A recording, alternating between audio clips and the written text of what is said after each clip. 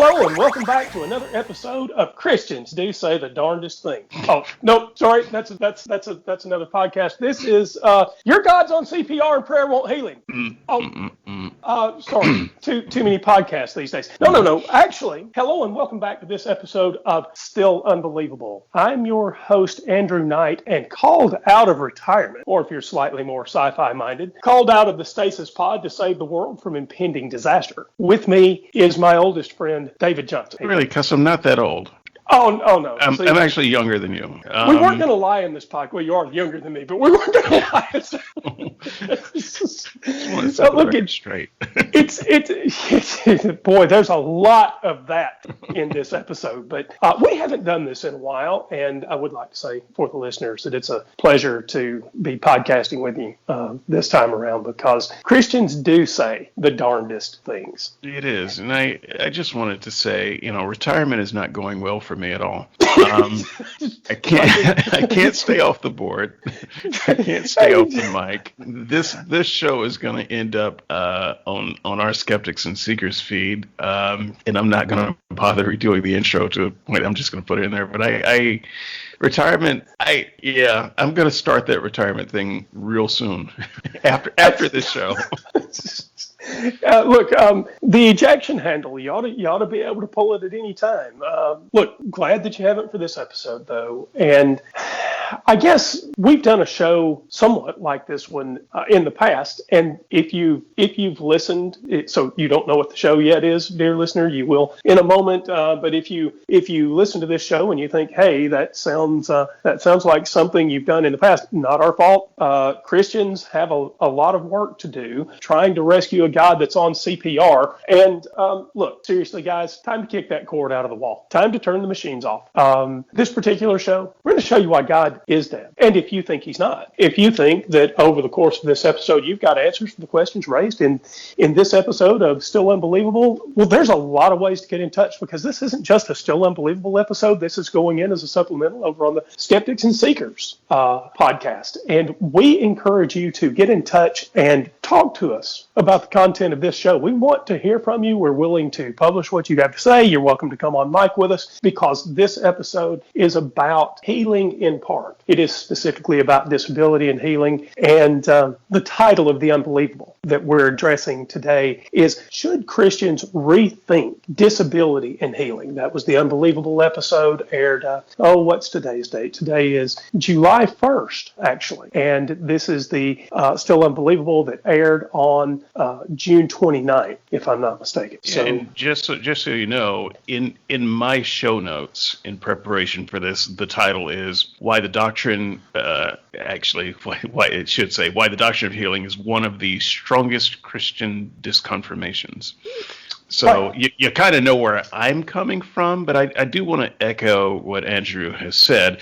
We're calling out to Christians of good intention and reasonably well-spoken to respond.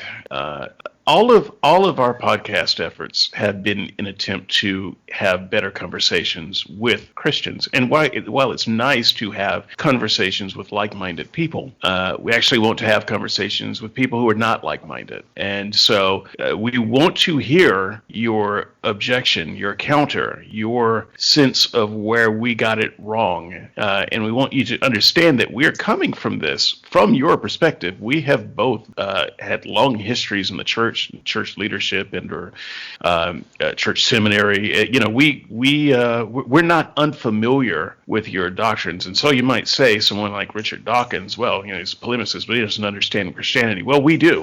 And so you can come at us, bro or ma'am, and we'd love to hear what you have to say. If you don't want to challenge us on the mic, we run something called Reason Press. It's a press. We'll be glad to internet publish what you have to say, and I might respond to it in print. But we'd love to bring you in and have a conversation about it. Yes, and in fact, I imagine, Dave, I don't know for sure, but maybe you guys would be willing to publish over on Skeptics and Seekers as well, and this is probably a good time to give them that contact information. If you do not want to get in touch through voice, if you just want to write us something, reasonpress@gmail.com will hit me and Dave. What's the Skeptics and Seekers email, Dave? Actually, just hit him. You can email me at skepticsandseekers@gmail.com. That's skepticsandseekers@gmail.com. That's right. And if you look in the show notes for this episode, one of the things that you will see is a link that you can touch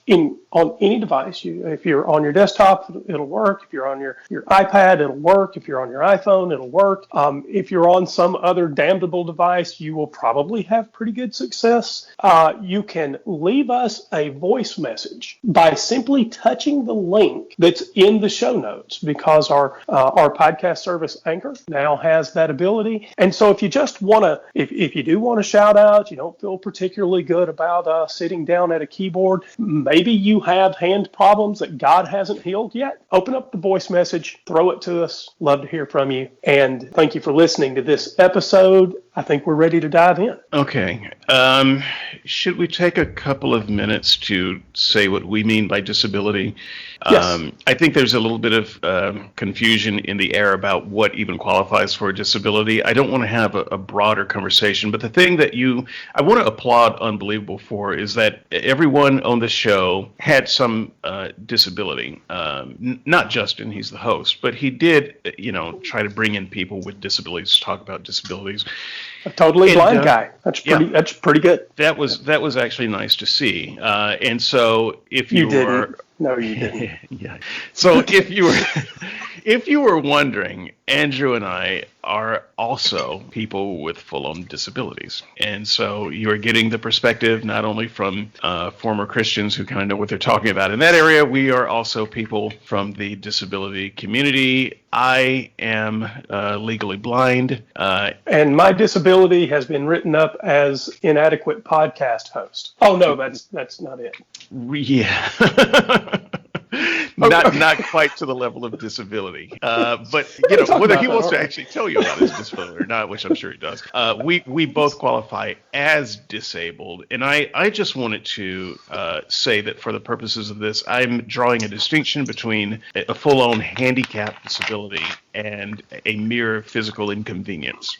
So I've got a number of physical inconveniences too that I don't qualify as a disability, because they don't keep me from having the normal functions of a fully operable human being, and my actual disabilities do hinder me from that. And so, I've got a few things that I consider as criteria between what actually qualifies as a disability.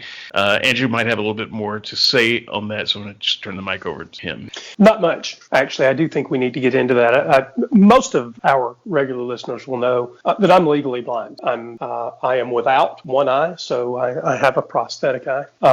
And my other eye, my vision is incredibly poor. So some people will be familiar with the 20/20 scale. That's the visual acuity scale. It means that what the average person sees at 20 feet, if you have 20/20 vision, what the average person sees at 20 feet, you also see at 20 feet. My vision, not quite so good. It's 20/400, which means that what the average person sees at 400 feet away, that's a little over the distance of a football field. In case you're wondering how far 400 feet is, it's almost a tenth of a mile. So 528 feet would be a tenth of a mile. So what you see at 400 feet, I can't see until I'm 20 feet away. So if you're wondering, does that make me functionally blind? Yep.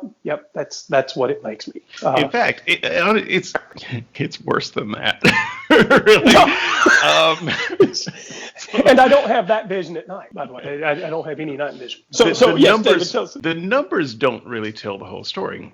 So if I tell you that I have 2200 vision, that might come closer to telling the truth about it. But for someone like Andrew, who is a cyclops, it doesn't tell the whole truth, because there are things that you are missing. Let's say that Andrew had perfect vision. Cyclops, sir, to you. I'm sorry, Mr. Cyclops.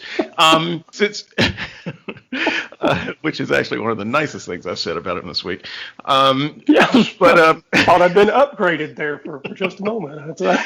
But yeah, even if his eye were perfect, you would still have to account for all of the things missing in the field of view of a person with one eye. It doesn't actually, I don't think it qualifies as a disability to just have one eye. No, but it's real close. It's real close. There are things that you're just not going to be able to do with one eye that you can with two bad eyes. I would rather have two bad eyes than one good eye, quite frankly. You cannot have a pilot's license, is my understanding. For instance, with one eye, you can have a driver's license, not a pilot's license. I don't know about commercial driver's licenses, but yes, we didn't get into depth and width of field. So, a person with one eye has no depth perception, and you do learn clever workarounds. So I play sports. I go out and play football. I kayak, and I do those things pretty well as long as there's appropriate lighting. But my depth of field, I don't have. I don't have any depth of field. I don't have any ability to see in 3 dimensions. Yeah. So honestly, the way a blind person catches a football is they get hit in the face with it, and then they wrap their hands around the ball. That's how you do it. Look to me like that's how everybody was doing it. I thought that's not how it's done. That's not how they do that. Oh, you actually want to throw the ball, out and away from the body so they can have a chance to go get it, or into the body so that it hits their stomach and then they can wrap it around. If you throw it at face level, you're going to break a nose. Andrew should never be playing sports. He does it. It's ridiculous. I did it too. I mean, we all did it. We went to a boarding school for the blind, just like the unbelievable guest did, Damon. So right. we share that in common as well. Right. Although I didn't board one semester for reasons that aren't important to this particular podcast. Maybe told some other time. But so we attended a blind school in the deep South, and Damon's experience was much like ours, and it was interesting. So the show opened up somewhere around the 5.5 minute mark. The first thing Damon described is a moment where he's walking to work, right? And a Christian comes out of nowhere. By the way, if you're totally blind, all Christians come out of nowhere. I'm just saying it's true. If you're laughing, you should be laughing, and you shouldn't feel bad about it. You should feel bad about having to ask the question: should Christians rethink disability and healing? If you're asking that question, you should feel bad. If you're laughing about the fact that all Christians come out of nowhere for a totally blind guy, that is funny. Oh yeah, we laugh at ourselves all the time. Yeah. I mean, we absolutely have a sense of humor about this. But here's the thing: stop asking. If you want to know if I want your Jesus, if you want to know if I know your Jesus, if you want to know whether I give one rat's ass about your Jesus, and there goes the family rating. It's going to happen. Good to get that thing out of the way early. It's such an impediment to a good podcast. So if you want to know whether I know your Jesus, we've all been there. And here's the thing. If you're having to ask a totally blind person whether they know your Jesus, here's the real answer. That person's blind. And the promise of the biblical Jesus never materialized. And I don't care if you're disabled and you still think you have this relationship with a historical character who somehow washes away sins and at the end of the day will give you a magic home in heaven where you can live forever and sing hallelujah to his name. It's not that way. Yeah, it's a lot harder. In fact, if you'll allow me to use this as a segue. That's our launch. Yes. I want to just talk a little bit about why it is so hard to dismiss this issue when you're disabled. And so what I'm going to ask the listeners to do is just imagine yourself with a disability, an actual disability. I don't actually care what it is. And try to put yourself in this mindset so that you can see it a little bit more the way we do. A Christian with a disability is quite frankly different than a Christian without a disability. And I've read a lot of work from Christians with disabilities, but this is it from my perspective and why I simply couldn't ignore it or sweep it under the rug the way I've seen some do. First of all, it's personal. It's very personal. My relationship is with a God who has the power to heal me or to not have made me disabled in the first place, and yet I am not healed and I'm disabled. This is personal. It's not abstract. It's often visible. So even though I can walk around without bumping into things for the most part, my eyes move like pinwheels, and so you can casually look at me and know that there's something immediately wrong with me, even if you're not sure exactly what it is. It's very clear that there's a problem, and so this can't be swept under the rug. There are disabilities are clinically diagnosable, so it's not just something that I can write off as something that's in my head. It's not just in my head. It's something that professionals can look at and see. It can be measured. It's a real thing in the world. Disabilities make certain faith claims falsifiable. I think that we might return to this one.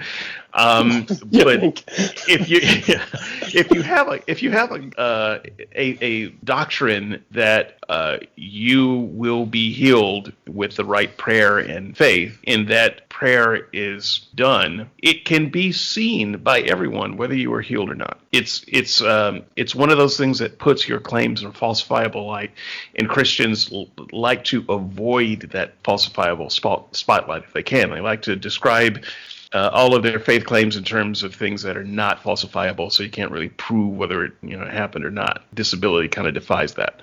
And as a result, disabilities demand an answer from those who are disabled. Now, from those who are not disabled, you can just kind of write it off and forget about it and write off into the sunset. But if you are the one with the disability, especially if you are a preacher with a disability, you've got to have an answer for that.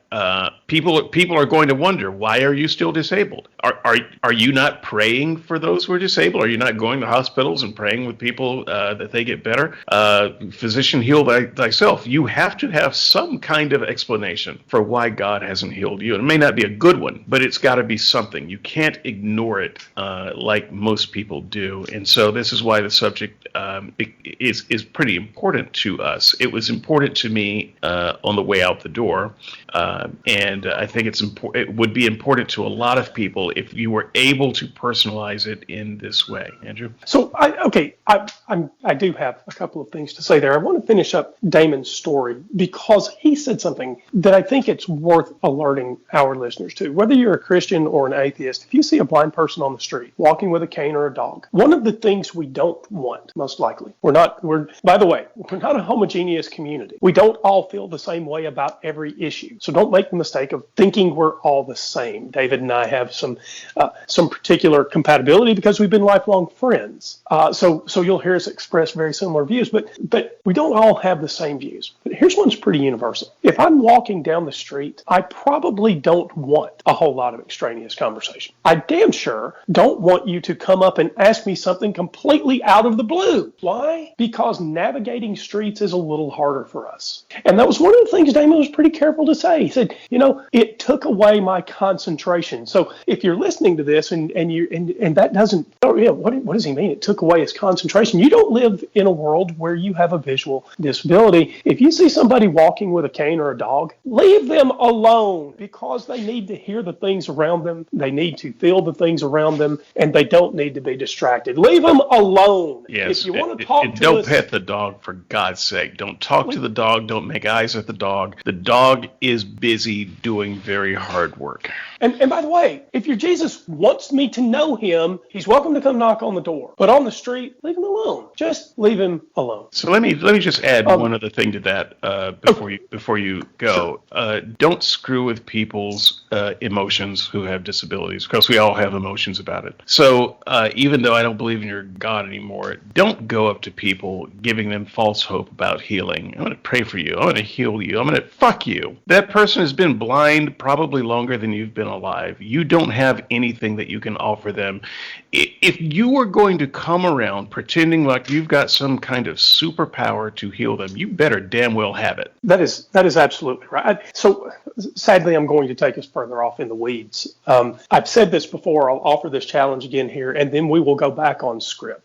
So I live in a community right now, an extended family, where 3 or 4 of the people are Pentecostal preachers. They're conservative, evangelical fundamentalists. They really believe that God has the ability to heal people, that all it takes is a word from the right person to be healed. Here's the interesting thing.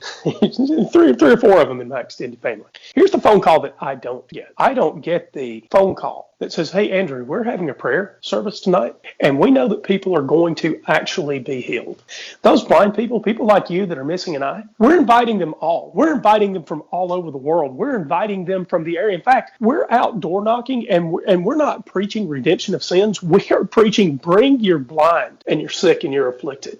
Bring your paraplegics. Bring the people with legitimate disabilities. Bring the people that can't walk. Bring the people with serious mental disorders that have to be treated with psychopharmaceuticals. We're not praying to God tonight to do anything but heal you, because we know that the power of the Lord is going to empty that building of broken people. You're all going to walk or see or live in a better way when you know what? I don't get that phone call, and the reason I don't get that phone call is because they know that it's total bullshit. Now, they talk about healing, but I don't get that phone call. And so that's my challenge to you right now. If you think I'm wrong, reasonpress@gmail.com. I will fly anywhere or fly anyone to me. I will believe any doctrine, say any prayer, participate in any service, read any material. If you think you can heal me, let's get that job done. Yeah, I would make the same promise, but I just don't want to fool with it. So if you want to foot the bill,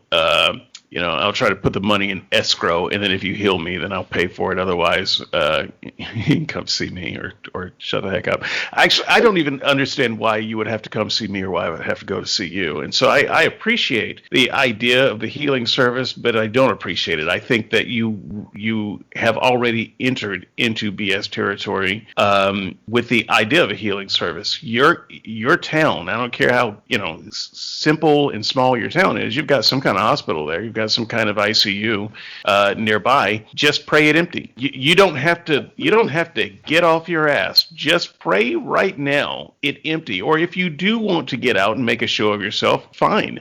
Don't do a healing service. Just go to the freaking hospital, find someone who's terminal, and heal them out of the hospital.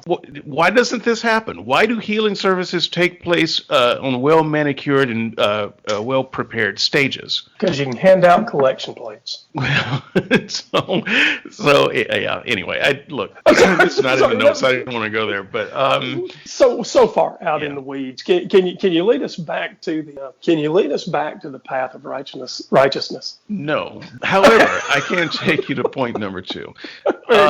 So one of the questions that I had to ask myself, and I think it's maybe the important question of the day, if you are currently disabled and a believer, you need to ask yourself why you're still disabled. And don't brush it off with some pat answer and move on. And if you're following along and playing the game of imagining yourself disabled for the purpose of this podcast, you've got to ask yourself why you're disabled. So I just wanted to go over some of the answers that I gave and why they didn't work. So I think one of the big answers that we would give, one of the first answers that anyone would give for why they're still disabled and a Christian is, well, I'm a sinner. Maybe I've got some kind of secret sin. I mean, I know what kinds of sins I have. I don't know what kinds of sins other people have. You start feeling like, oh, I'm the chiefest of sinners. So, those other people, they're just regular run-of-the-mill sinners. But me, I know what I get up to. So I understand why God wouldn't answer my prayer. Let me just say that doesn't work. Because when someone comes to you to be prayed for, you do not first ask them, well, are you a sinner?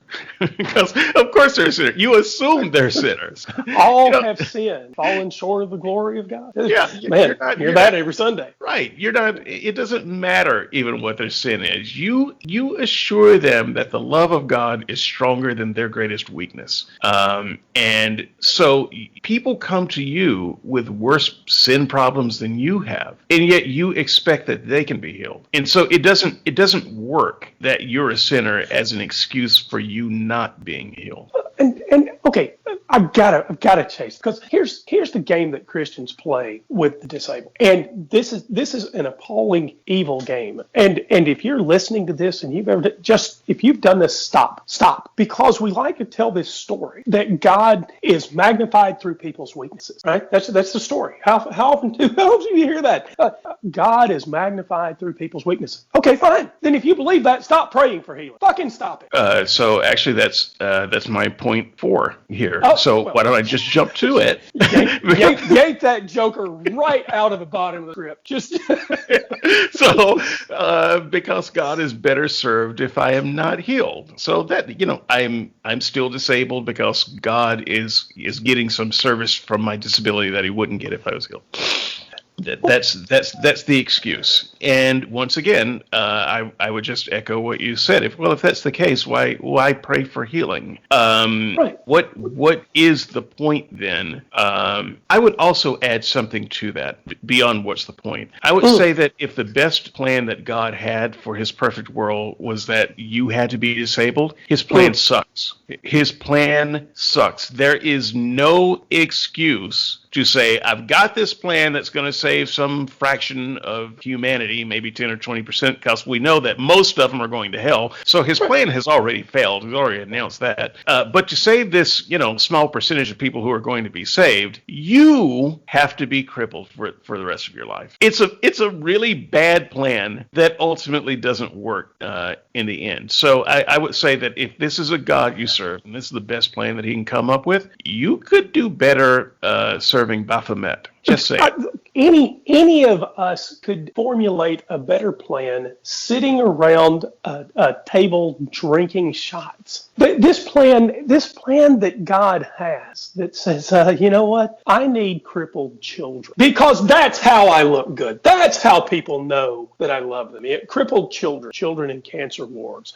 My glory is magnified through their weakness. I will only say that even as a disabled Christian, I looked for that magnifying glass. I looked for a God whose glory was magnified through people's weaknesses, and I never saw it. Yeah, I gotta say that passage from Paul, in my weakness He is strong, in our weakness He is strong. I gotta say that's reason enough to run, not walk, away from the Christian faith. If you actually believe any part of that is true, that God is somehow made better through your weakness, you got the wrong God.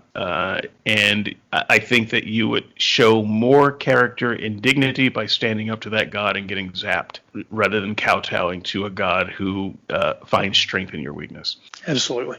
So go ahead. So I was going to say, much like the first answer, another answer is because I have doubts. So obviously I could be healed, but I've got these creeping doubts that won't let me be healed. Same answer as the first answer. Everybody else has doubts too. There's no such thing as being able to have zero doubts about a supernatural thing that you have seen fail. Once you've seen it fail, you can't not have doubts. And so if the formula killer is that you had some creeping doubt in the back of your mind, no one should be healed. And so if you think that God is healing people, the I have doubts excuse doesn't work. No, of course it doesn't. What would it mean to not have doubts? We know that the New Testament isn't written that way. In fact, the New Testament actually writes this very differently. You can have almost all the doubt in the world, can't you? You can have all. So there's this idea that just faith, the size of a mustard seed by comparison, right? If we could put faith on a scale, and on one side of that scale we had a mustard seed. By the way, folks, it's just a little seed. It's not the smallest seed in the world. They didn't know their plant biology very well around that time, so you called it the smallest seed. No, it's not. But it is a small seed. Okay, fine. You put if you could weigh faith and you put it on one side of the scale and you put a mustard seed on the other side of the scale, that would balance. But what does that mean? What does that mean? So surely then it's okay if your doubts are bigger. Because what can happen with the faith of a mustard seed? Well, we all know the story. We all know the story. Faith of a mustard seed can move mountains. Faith of a mustard seed can move mountains. There shouldn't be a disabled person left on the planet. There should never be another child born with it. We ought to be able to say a prayer and say, God, you know what? I know you're not a slot machine. I know you're not a cash machine, but you are the Almighty God. Empty the hospitals, fix the human genome. Lord, we don't ever want another broken child. Right. And you ought to be able to do that with faith and mustard seed. And if you can't, kick the cord out of the wall on God's life support because he's dead. So I see you've been practicing your polemicism since the last Ask an Atheist Anything. So is that what that was?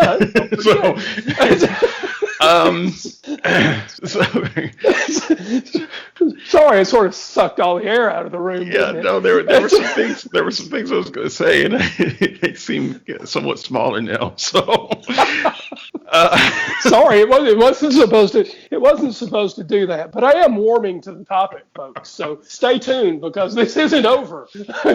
So, one observation about the faith of the mustard seed thing: Christians use this. In fact, the Bible uses this in a kind of weebly, wobbly, timey-wimey, however you want to use it at the moment kind of way. It doesn't actually have just one idea behind it. So the thought that comes to mind is this story in the Bible. I think it's one of the times where the faith of the mustard seed thing is used. But the disciples, they were out on a healing ministry of all things, and they were healing people left and right of this and that, and they run across a boy who they can't heal. Demons are too strong, and the parent comes to Jesus and he says, "Look, your disciples can't heal my boy." And Jesus goes off muttering, berating his disciples, apparently in front of everybody. You have little faith. you need more faith. What's the matter with you people? I just want to freeze frame that scene. They have enough faith to heal everybody who comes to them except for this one person. Right. They obviously have more than the faith of a mustard seed.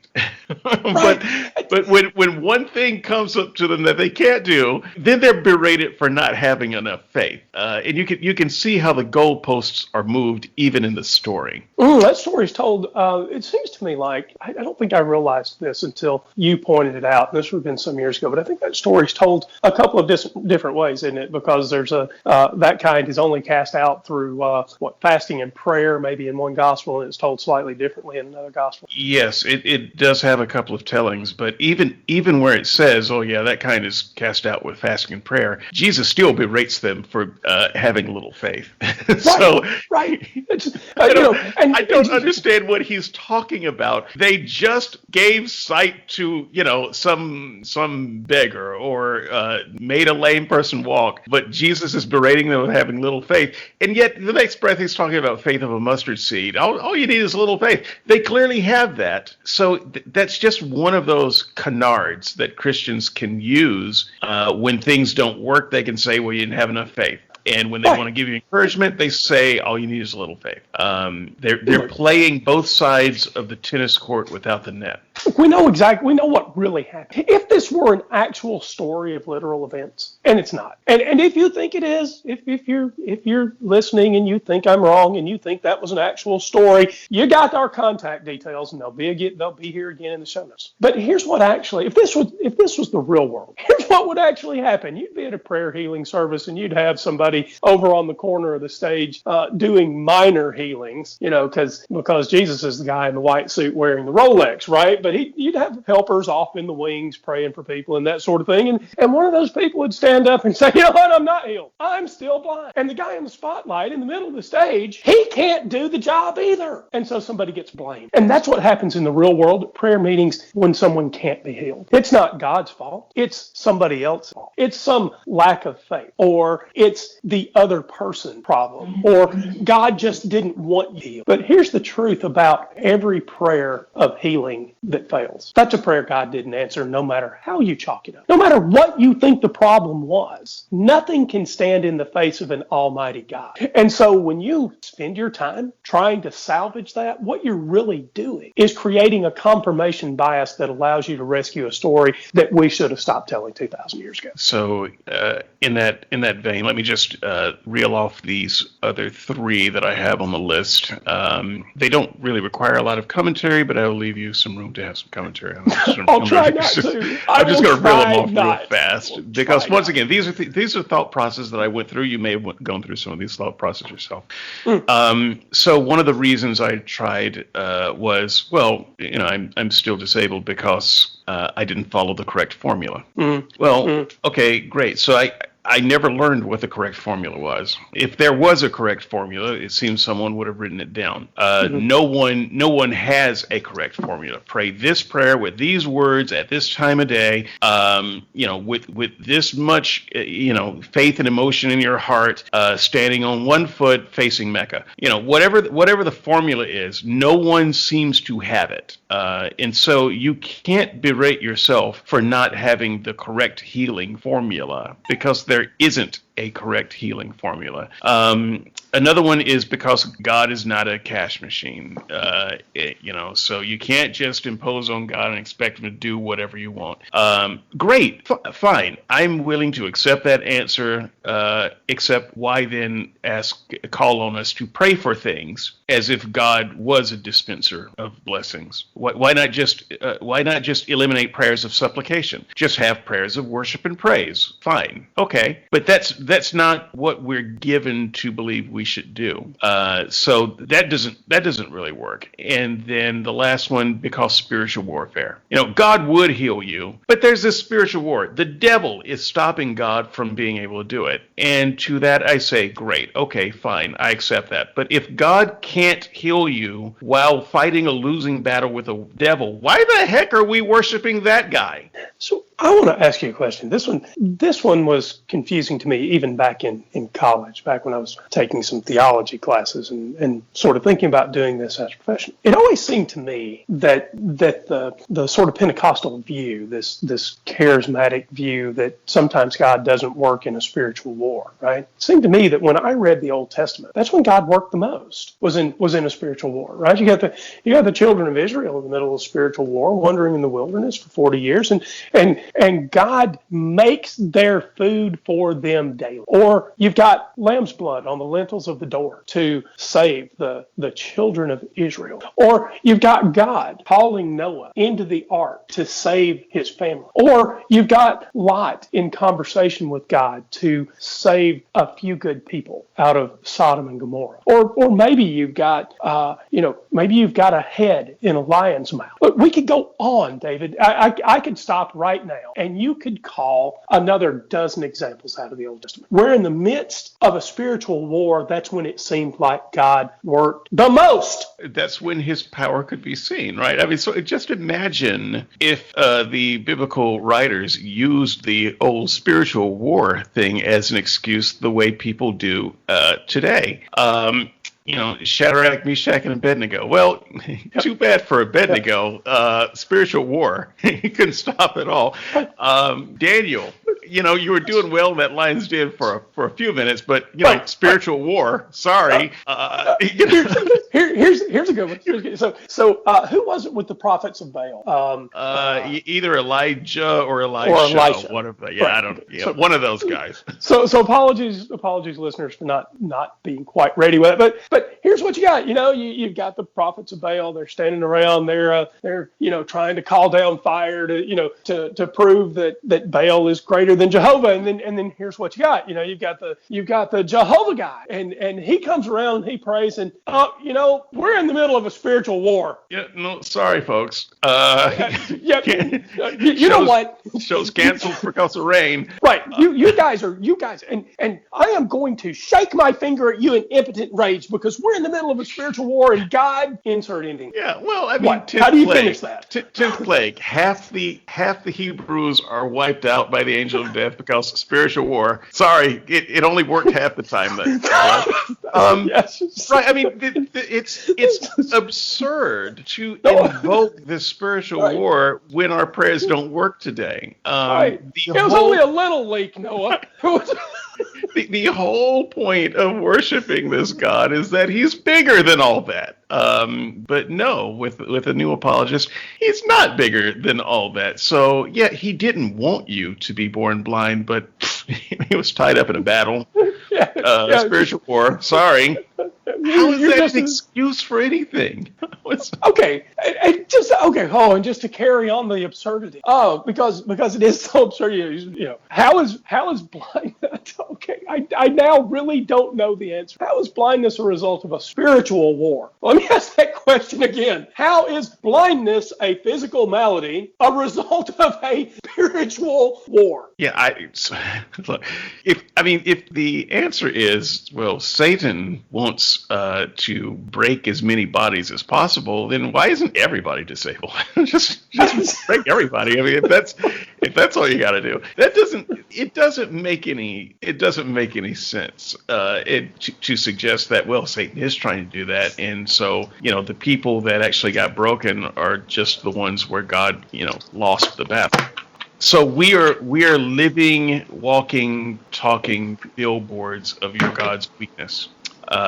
That's a bad argument. You don't want to do that. But I tried it, and I would just, once again, asking people to put yourself in in the shoes of the person with a disability. What excuse do you come up with for why you were disabled? It doesn't work. Whatever excuse it is, it's not going to work really well. Be glad to have a discussion with you about it. skepticsandseekers@gmail.com. I think that's a really good question. There is, and there was for me, some cognitive dissonance around. I'm working as hard as I can work. I'm still disabled. Yeah. How do you not find the exit? So while you're asking yourself that question, ask yourself this one: how is healing a few people better than healing no people? So I would actually make the case that arbitrary healing is worse than no healing at all. And this may not seem like an obvious case to make, but just put yourself back in preschool.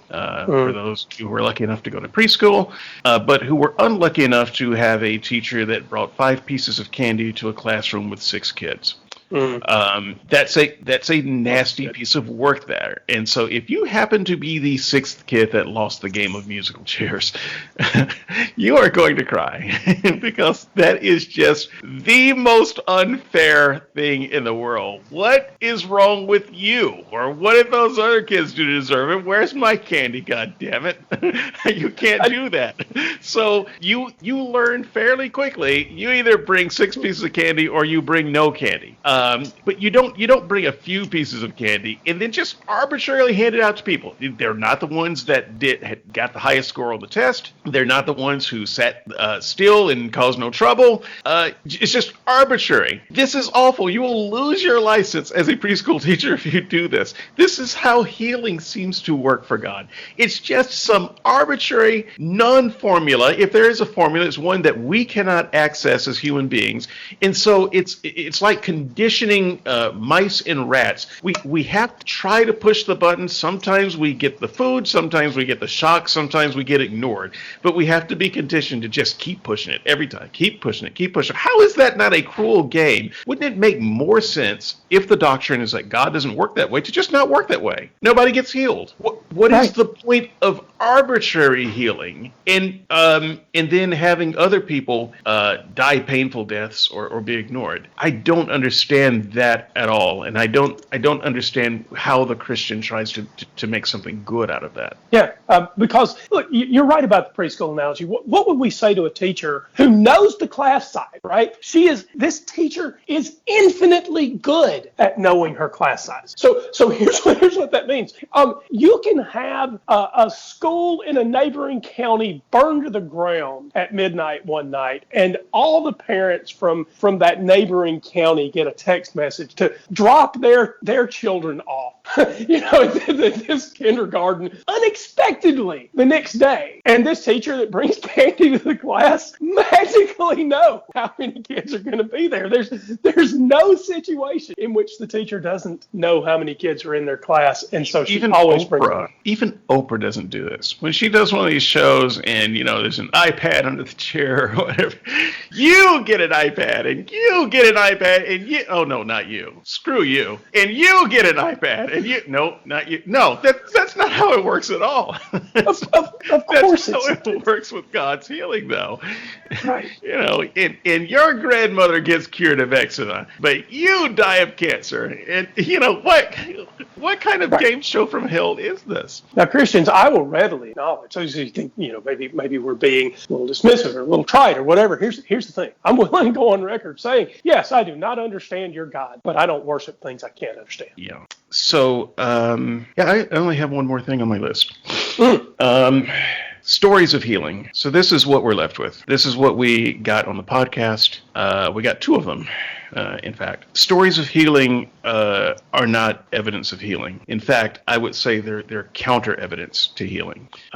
And we don't need more stories of healing. We need healing. So if you are a person who doesn't need healing, maybe stories of healing are good enough for you. But if you're a person with a disability, stories of healing are meaningless. They're either manipulative to try to keep you in the game, or they are meaningless and push you further away from the game. There's nothing good that comes of stories of healing to people with disabilities. So we got two stories from the podcast. I've listened to it a couple of times. You've probably listened to it a few more times than I have. I've only been through it once and parts twice. So the lady Zoe, she had a rather strange healing story. I'll let you go over that in a minute, but just to give the Cliff Notes version. So she's praying for healing or whatever, and God, reaches out and grabs her head and pulls it up, and she gets a strange sensation, and now she can't pray with her head down anymore. It actually sounds like a second disability. Now, in addition to not being able to walk, she can't pray with her head down. I don't know. And you sort of, so you can sort of see that in your head, right? She's maybe she's in church and she's reading her Bible, right? She's just, that's, seems like a reasonable place to read your Bible, right? You're sitting in church and maybe she's reading her Bible, or maybe she's reading her bulletin, right? She's reading the sick list, and she's so she's doing something constructive and engaged with and the guy up front says, "Let us pray." Now she's already got her head down, right? Because she's reading the sick list. Let us pray. Boom. Yep. It goes straight up, or it could be, it's just the prayer time that comes up in the sermon, and he says, "All bow for a word of prayer," and she's like, "Oh, actually, awkward. I can't. Yeah, sorry. can't do that." Or family dinner. Everybody's actually they're passing the food around. They're fixing their plates, and maybe you're looking for your silverware, or you're pouring your glass of tea, and somebody says, "Okay, let us bump." It goes all over. But she actually pray with my head down. I cannot pray with my head down. And if you haven't listened to the show, we're not exaggerating. Right. No, this is the healing, and I'm thinking, is that what you were praying for? Is that really what? I don't think that's what you were praying for. So you could not walk before the prayer. You could not walk after the prayer, but you also now cannot pray with your head down. So it sounds like you would have been better off without the prayer. Just you're lucky that that God didn't make you. Now I can't pray vertical. Every time you say a prayer, you have to stand on your head. Because at least the head will be nice and straight. So what does that mean? I mean, that was one of the stories of healing, in a way to rescue God. And what does it mean? Yeah, you've got God answering your prayer of healing with what? She wasn't healed. She was healed from being able to pray with her head down. Thank God for that. I did. I have searched the documentation, folks. I have looked through the U.S. Certified Manual of Disability, and I have looked on every page up to this show, and nowhere in that manual does it describe praying with your head down as a disability. I do believe that if you go to any rehab in the country, they will provide you equipment and financial payments if you pray with your head down, because they recognize it as a disability. What? And I have no idea what she's talking about. Honestly, it's such a strange moment in the show for me. And Zoe, if you would like to come on, all right, because we know that people with disabilities can laugh at themselves. I hope that you're getting a chuckle out of this too. Maybe you had something else in mind when you were talking about this. We would be very happy for you to set the record straight. Okay, and you will not be ridiculed. You will be among friends. Of course, I've interviewed a dear lady who's been on Unbelievable twice, who gets messages directly from God. Natalie, she came back for more. Yeah. So we will treat you just fine. We'll laugh off air, maybe a little on air, but of course we want to give you a chance to set the record straight and let us know what you meant by that. But what I mean by this is part of the problem with stories of healing. So maybe there was something that happened there that you just can't relate in a story. And that's why I say I don't need a story. I'm glad that your story worked for you, but it doesn't do a thing for me. I don't even know what you're talking about. I don't need another story of healing. I need a healing. The other story of healing that came out of the show. Okay, go ahead. Before you do, well, I just want to ask you a question on Natalie's story, because it seemed to me that there was another problem with the story. So she was in this room, right? This is when she was going to be confirmed. Oh, what did I say? Sorry, Zoe. Yes. Sorry, I was thinking of Natalie because we interviewed. My apologies, Zoe. So Zoe's in this room, and when this healing miracle happened to her, I'm sorry, I'm not being dismissive. When this healing miracle happened to her, this was when she was being confirmed as as one of the clergy in the Church of England. I think it was, if I'm not mistaken. But there are more people in the room than just her, and they're praying for her. In fact, that moment in time is a little uncomfortable for her as she's telling the story. She's just uncomfortable with this environment a little bit, and there's sort of a lot going on. There are people praying for her, and they know she's disabled. And by the way, if you're disabled and lots of people are wanting to pray for you and they've made you the center of attention, you know what we're talking about. Just don't do that, folks. Don't do it. That is so uncomfortable. Yeah, it's awful. It's awful. But she describes this, and how can you look at her, this lady in a wheelchair? And by the way, she sounds like a nut. Yes. On the show, she sounds like a nut. Okay, how can you be one of those people who has actually fervently prayed for her healing? Right. I mean, this is somebody you love. You love her enough to bring her into to be a colleague, right?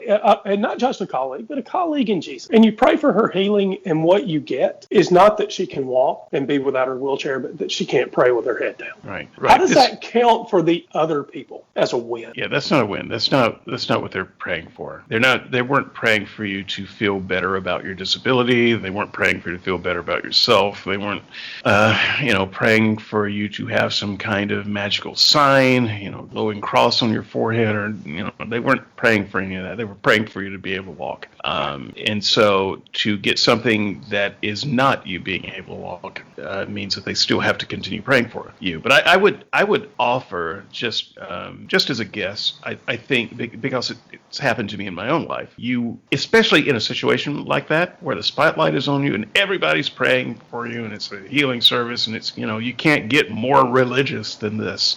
You can't put more faith in a room than this. Something's got to give. Yeah. And so it's not good enough to just say, sorry, nothing happened. You want something and need something to happen so much. You're looking for a win in the worst kind of way that you find one. And so I think this is her really just trying very hard to find a win in a place where there had to be a win. Yeah. So I'm sorry, you were headed to the next supposed healing miracle, and I sort of derailed it. So so I don't have as much to say about the other one except to mention it.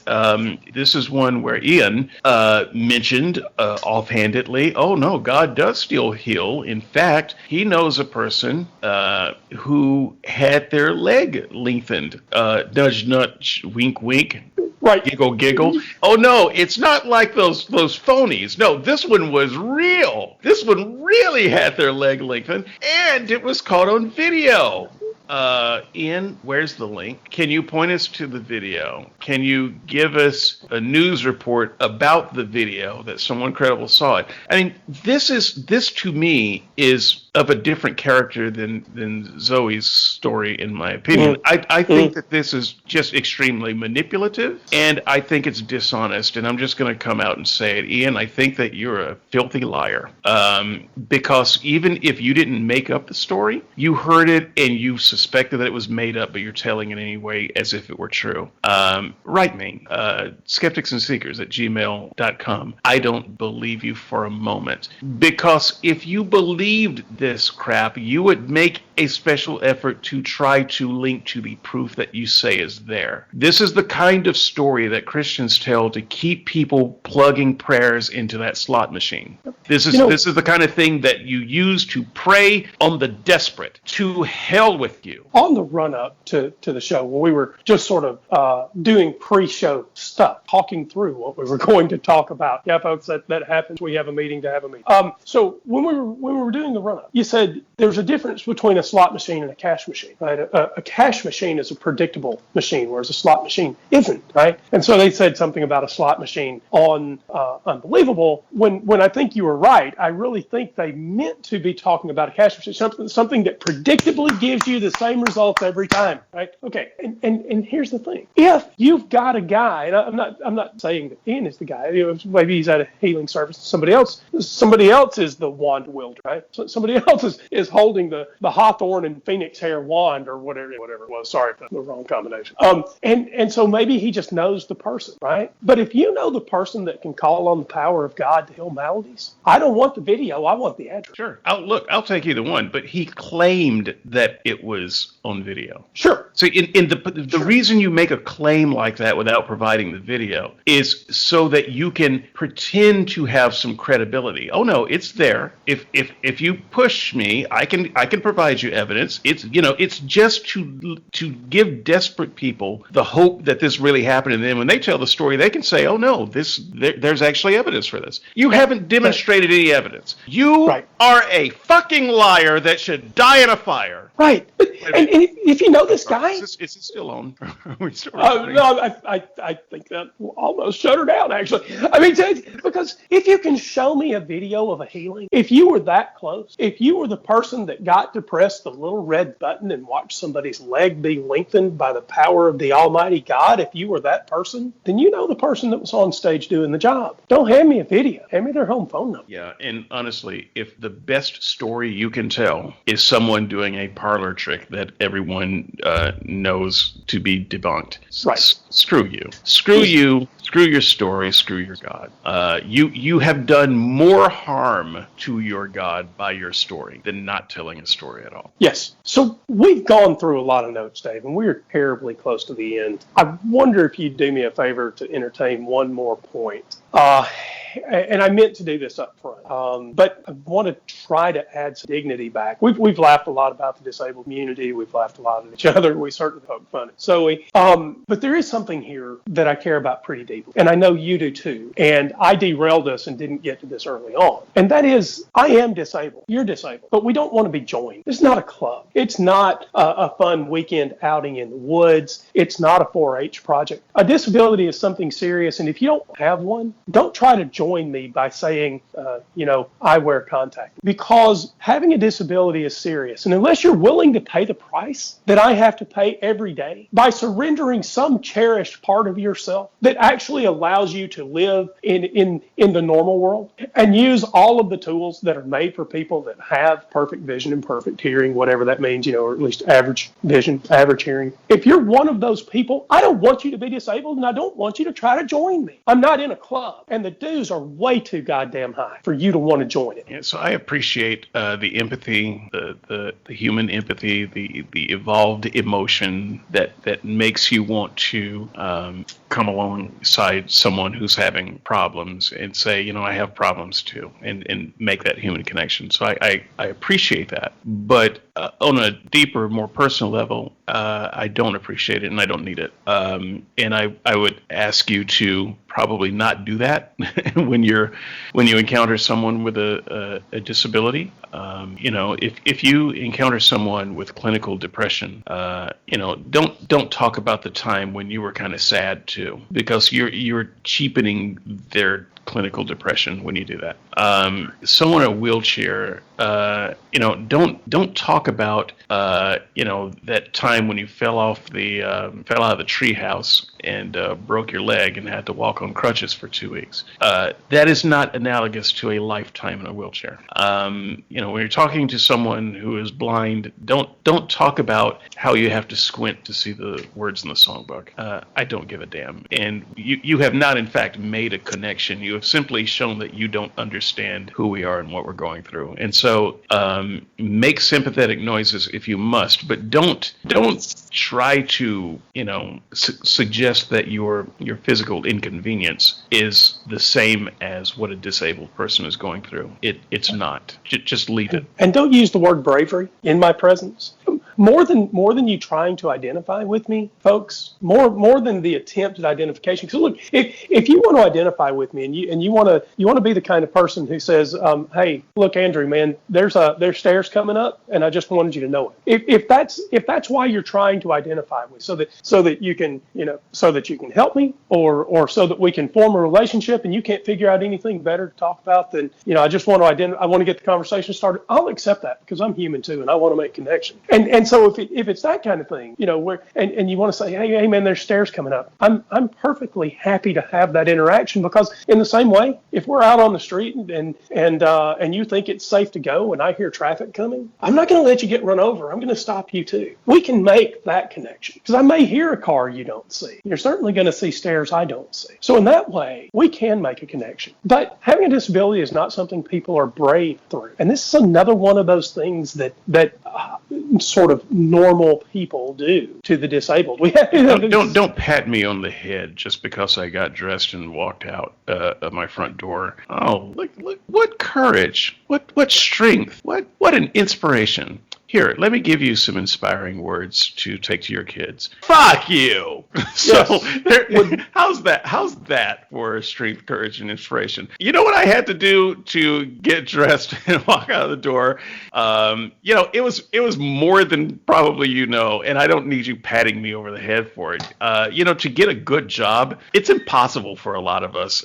Nobody lowered the bar for me. I had to go through some shit to just get to a normal place in life, and I'm still not there. I do not want to be congratulated for getting my shoes on the right feet. Just keep all of that stuff bottled inside in yourself. We don't want to hear it. And that's I know we said everybody's different, but that's mostly universal. You're not going to meet a disabled person who wants that kind of slobbering pity from you. No, I don't. I don't want it. And even though I don't live in a perfect statistical universe where I know the answer universally, like our blind friend on the Unbelievable program, I know a lot of blind and disabled. I know lots of deaf people. I know lots of blind people. I know lots of people in wheelchairs and on crutches. And I do not know one of them who has the remotest interest in being called brave because of a disability. Yeah. No, we're going through too much to deal with that. And if you find us dealing with that with good grace, it takes a lot of effort. It takes a lot of effort to put up with that kind of thing. And this is why I kind of said earlier, and I'll just kind of repeat it now. If you approach a person with a disability with the carrot that you can heal them, that you're going to take them, to your God, you're going to perform a ceremony, but you can heal. You better bring the goods.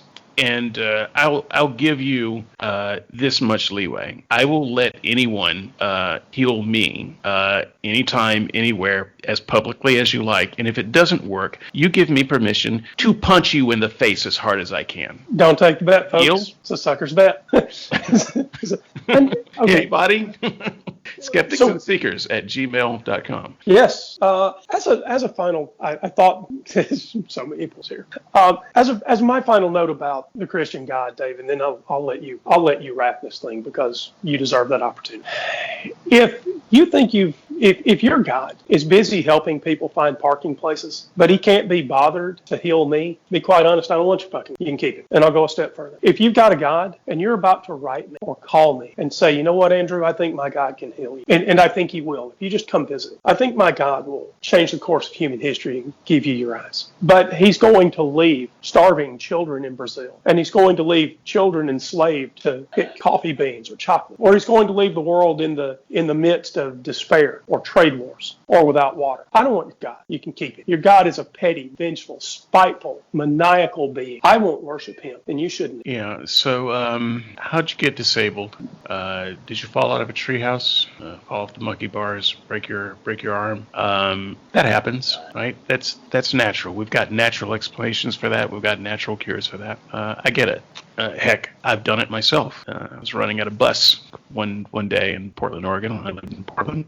I was the kind of person who never missed a bus. I was not going to miss a bus. Boy, I was a good runner. It was icy that day. I hit a grate, and boy, did I fly. Oh, God, and the landing was bad. I broke that arm, but I caught the bus. I was wondering where this was going, and that was a great payoff. I caught the bus, baby. I did, in fact, end up taking that bus to the hospital instead of work, but never mind all that. The story ended okay at the end of a few months. And I'll tell you, I thought I had pain until they put the cast on, and then I started screaming. My God, that hurt. I will never forget it. Anyway, where is this story going? How did you get disabled? Sorry. If it's simply by a matter of natural causes and evolutionary processes, and it's an imperfect world, this is just how it happens. We got fewer birth defects than we used to have 100,000 years ago. Things are getting better, not worse. Great. I'm not bitter. I only have a problem with it the moment you throw an all-powerful God into the mix. Now I've got to wonder about it. How did I get to say? Was it just the matter of bad genes, or did God twist those genes in a particular knot so that I was born blind? If that, then I don't want a cure from this God. I will fight this God with my last breath. It is the witch doctor or maybe the pharmaceutical executive who walks into a village and they come in with a cure for a disease that the village didn't have until the pharmaceutical executive gave everyone the disease, and now he walks in with a cure. Screw that.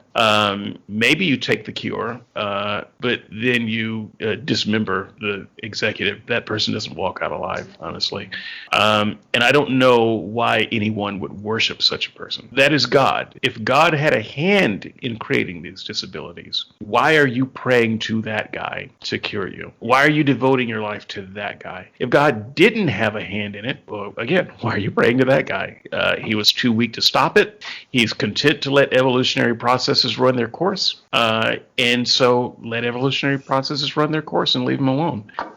So I honestly came to a point where I had to stop praying for healing. I had to stop praying for everything because at the end of the day, I couldn't understand what it was for. And I hope that some Christian will sort that out. Skeptics and Seekers at gmail.com. Love to have a conversation with you. If you don't want to have a conversation, send in a post. I'll be glad to post it up.